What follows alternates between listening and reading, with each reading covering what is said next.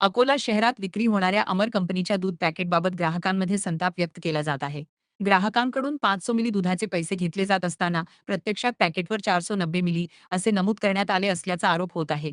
विशेष म्हणजे अमूल्य नावाने विकल्या जाणाऱ्या दूध पॅकेटवरही 500 मिलीऐवजी 490 मिली प्रमाण असल्याचे छापण्यात आले आहे. ग्राहकांचा आरोप आहे की अनेक जण विश्वासाने दूध खरेदी करतात.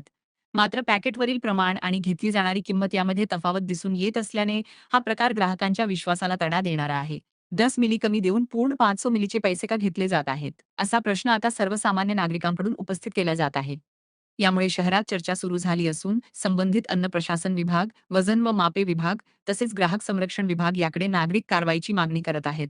जर पॅकेटवर स्पष्टपणे 490 मिली नमूद असेल, तर किंमतही त्यानुसार कमी असणे अपेक्षित असल्याचे ग्राहकांचे म्हणणे आहे.